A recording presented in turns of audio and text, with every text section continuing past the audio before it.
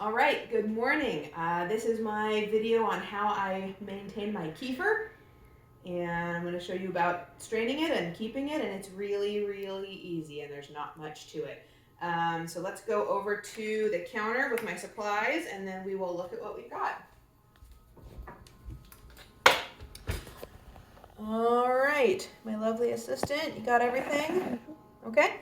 So you can see here that I have a quart jar, and I've labeled it grains with a Sharpie because Sharpie washes off glass. Super easy to label jars. And you can probably see this, most of that's kefir grains floating on the top. So we'll get that in a second.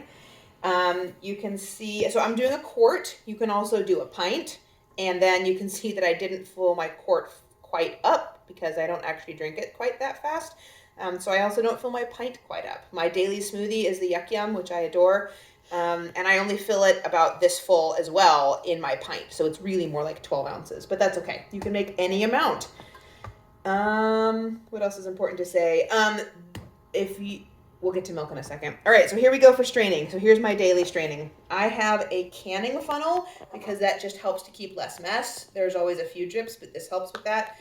And I have this big, nice, deep mesh strainer. You don't want to keep your kefir in metal because if it sits in a metal container, it will leach out the metals. Pouring it through one time just to go through is perfectly safe. So you don't have to use cheesecloth and wash cheesecloth every day. I just use this guy and toss it in my dishwasher. So all I need is another jar of equal measure. So I'm going to put in my funnel and I'm going to set in my nice deep this guy. If you have the shallow ones that are giant, they because the handle is heavy, they kind of fall. I really like that one. I got it, I think, at an Asian market, but whatever you have is fine. All right, here we go. Sometimes it's pressurized. So here we go. I'm gonna pour this guy in, and I'm gonna lift it up because it's thick enough that it will back up the strainer, and then it might overflow this if you do it all at once. So I'm gonna lift this guy up, pour it in, and see the strainer is still catching all my. Now I have a lot of grains. It's about time for me to separate. So you'll see actually more grains than you'll probably have. All right, that guy's done. I'm gonna set him aside and use him again in a minute. So Anya, can you get up inside here? So here you can see there's a lot of milk stuck on the grains. Each of these are not grains. So what you don't wanna do is you don't wanna press it. The grains are sort of like little pieces of Jell-O. They're actually a little on the delicate side. So I just pick it up and move it around, and I let, you can see underneath maybe, the thick milk drip off of them. Can you get underneath there? So I'm just picking them up and moving them and allowing the milk to drip off. Okay, come back to the top. This is a little overdone, but it doesn't matter because it's kefir, and kefir is very forgiving. So I'm just sort of tossing them over and over and over. And as I do that, all the thick milk that's stuck to the grains will actually continue to drip off until it looks a lot like cottage cheese, and it feels like a very firm cottage cheese. Okay, eventually the milk will stop coming off, and you can see that it's milky gelatin, but there's not a lot more coming off of it. So those are my grains. Okay, this is about twice as much as I need right now. As I said, they've been growing and growing, and it's time for me to divide them. So I like keeping a few more grains rather than less because my house is a little on the cool side. So what I'm going to do is I'm going to keep a good hefty tablespoon, which is probably more like a tablespoon and a half, because I do a quart. So there's what I'm keeping, and you can see in the strainer about how much I'm throwing out. I'm leaving some behind. I'll show you that in a second. Okay, I'm just going to put this right back in my grains jar. Okay, now to make more kefir, you just pour milk right back in the grains jar with the grains you saved. And again, I don't quite drink a quart a day, and so I'm really not going to fill it up all the way. Okay, tighten it tightly. Give it a nice little shake. That'll divide up the clump that we put in and get it all milky. I do loosen it again because as the kefir ferments, it's going to release gases, which is going to make this lid tight and hard to get off later. So I tighten it, give it a shake, and then loosen it again, which is going to be important to remember. If you shake it during the day, it'll ooze. So make sure you tighten it, shake it, and then loosen it again. That's it. This guy's ready to go. I'm just going to put it back on my counter for 24 hours. Now, this guy has a couple things going on. I have extra grains.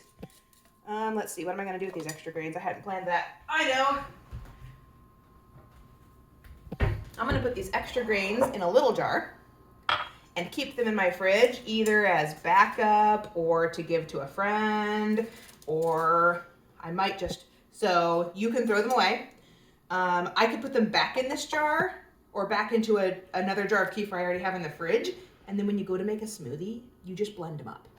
And they just go right into the smoothie because they're so soft, you don't even know they're there, and that's fine. So right now I'm just gonna keep these guys in the fridge. So I'm gonna give them just a little bit of milk so that they don't dry out, put a lid on, and they'll just live in the fridge until I'm ready to do something with them. This kefir, I would normally just take this to the sink. I'm just gonna set it right there. This kefir is ready for its second ferment. Let me grab a lid. If you are following Trim Healthy Mama, you normally want to double ferment all of your kefir because that gives the kefir grains the opportunity to finish consuming all the carbs. Okay, let's talk about carbs for just a second. You'll see I'm using regular milk. In my part of the world, teal does not mean skim. Teal means 2%. Ask me how I figured that out. In other parts of the country, teal is skim milk, so go figure. Anyway, 2% milk has about 13 carbs per cup. When you kefir it, let's see, this kefir that's 24 hours old, it's going to reduce the carbs by around 25%. So this will be down to around 8 or 9 carbs per cup. If you double ferment it, which means leave it out for a whole nother day, it will continue to get thicker, and it will reduce the carbs by around 80%. So instead of 13 carbs per cup, it'll be down around 3 to 4 carbs, making it a fuel pull. So then you can use it in S meals, E meals. You can make fuel pull shakes. I keep all my kefir double fermented all the time. Now, what you do have to be careful of is the fat content. 1% and 2% milk has 4 and 5 grams of fat per cup, and that stays there. The fat stays. So the kefir does not consume any fat. So this will still be 5 fat grams per cup. It will just also have 2 to 3 or 4 carbs in it.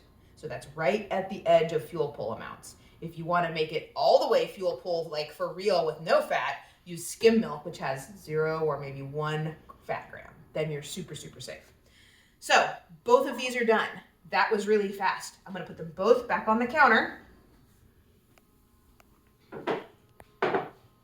Okay, that one's my grains. I mark it because they look exactly the same now. This one is my 1 day old, which now needs to be 2 days old.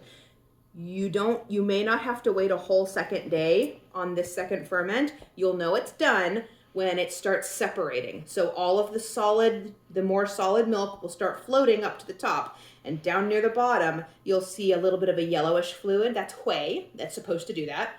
And once it separates into whey, it's done double fermenting. And that will have to do with how hot your house is, how long it sat. This one, because it had so many grains in it and it sat for an extra few hours than normal, and you can already see how thick and it's got little pieces separating already.